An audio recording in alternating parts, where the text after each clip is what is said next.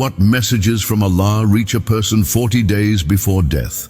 At that time, what kind of dreams does a person begin to see more frequently? Above the 7 heavens, beneath the throne of Allah, there is a great tree. On its leaves, the name of the deceased is written. Then, what does the angel of death do with that leaf? At the moment of death, what special words do 5 specific angels say to the dying person? Today's video is going to be very informative. So before we begin, if you are a Muslim, give a like to this video and write Subhanallah in the comment box. Assalamu alaikum, respected viewers. The Almighty Allah has declared in Surah Al-Mu'minun of the Holy Quran, "Do you think that we created you in vain and that you will not return to us?" Dear viewers, do you know that the world in which we are living is nothing but a deception? This world, which looks beautiful and charming, is merely a veil placed over our eyes.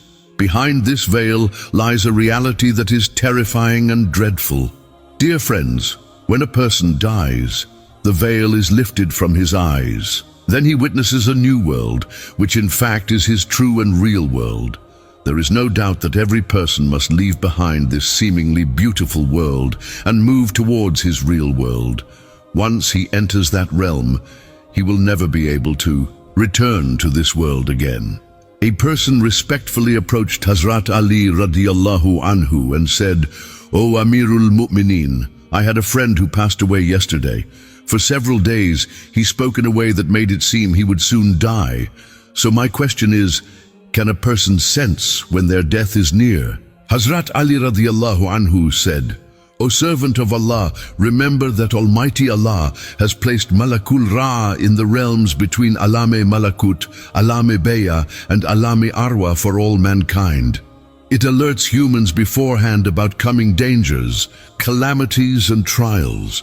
People may think the end of worldly life is death, but true death is the transition from one life to another." He further said, "Almighty Allah loves His servants greatly. Therefore, He sends Ilhami-inspired dreams to reduce the fear of death.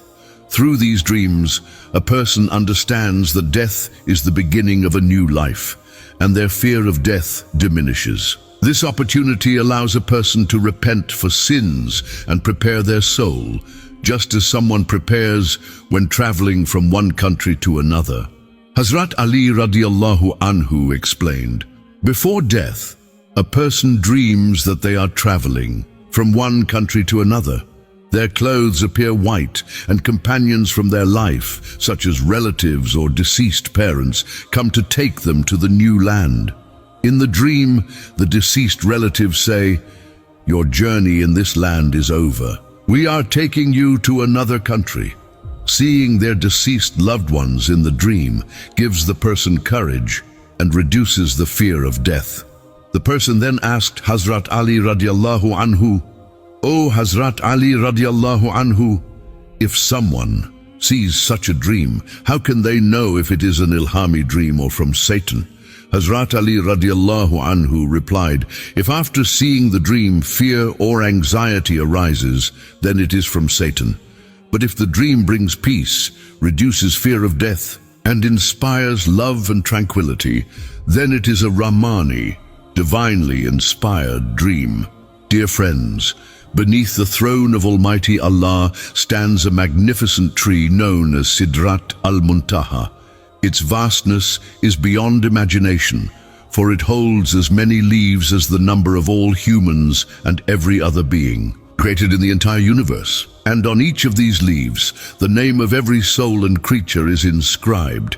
Dear viewers, it is narrated that when the time of a person's death approaches and his lifespan comes to an end, 40 days before his passing, a leaf falls from that tree in front of Angel Azrael, alayhi salam. On that leaf is written the name of the person who is about to die.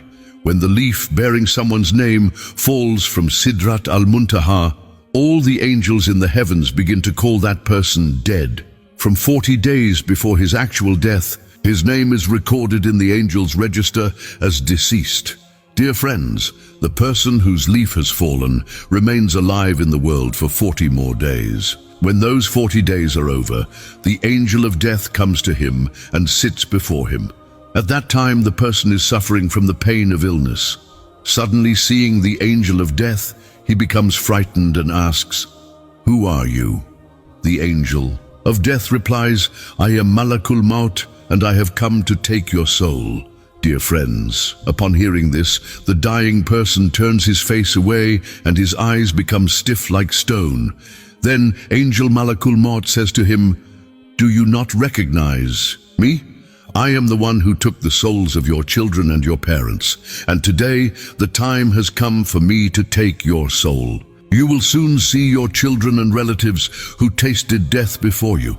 I am the death that destroyed those before you, though they were wealthier and stronger than you." Then the angel of death asks him, "How did you find the world?" The dying man replies, "I found the world to be deceitful and disloyal. Then by the command of Almighty Allah, the world will appear before him and say, 'O disobedient one, how greatly you disobeyed your Lord and how many sins you committed. Many people advised you, yet you did not listen to anyone. You thought you would remain in this world forever and that death would never come to you. Then the very world that man loved all his life, neglecting the hereafter and drowning in sins, will say to the dying person, 'I am free from you and your deeds.' Then, by the command of Allah, his wealth will appear before him and say, 'O disobedient one, you acquired me through unlawful and forbidden means and spent me on sinful paths. Had you spent me on the poor and needy, I would have benefited you today.' Dear friends, then the tongue of the dying person becomes silent, and when his tongue becomes silent, 4 angels come to him and greet him with peace. When the first angel comes, he greets the dying person and says, 'O servant of Allah, I am the angel assigned to your sustenance. I searched the entire earth from east to west for your provision, but I did not find a single morsel for you.'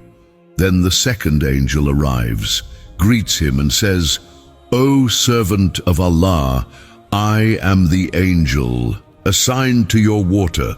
I searched the entire earth from east to west for your drinking water, but I did not find even a single drop for you.' Then the third angel comes, greets him and says, 'O servant of Allah, I am the angel assigned to your breaths. I searched the entire earth from east to west for your breaths, but I did not find even a single breath for you.' Then the fourth angel comes, greets him and says, 'O servant of Allah, I am the angel assigned to your lifespan. I searched the entire earth from east to west for your allotted time, but I did not find even a single moment left for you.' Then the 2 angels responsible for recording deeds come and present his book of deeds. When the dying person looks at his record, tears flow from his eyes. He begins looking around in fear, reluctant to read his own book. Then, by the command of Allah, the angel of death seizes his soul. In this way, the person who once considered the world to be everything leaves it behind and returns to his true abode. If the deceased was righteous, his grave becomes a garden from the gardens of paradise. But if he was sinful and disobedient, to Allah his grave becomes a pit from the pits of hell. May Allah, the Almighty, grant us the ability to perform righteous deeds and bless us with a life and death immersed in the love of Prophet Muhammad sallallahu alaihi wasallam. Ameen.